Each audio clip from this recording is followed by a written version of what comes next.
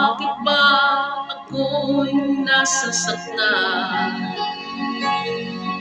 pag nakita kang may kausap ng iba?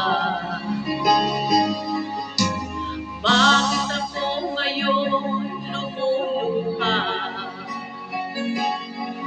pag ikaw ay may kasamang iba?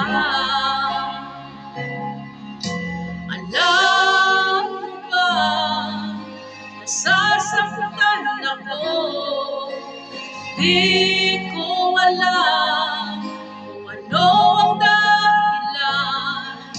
Kapag mayroong kausap ka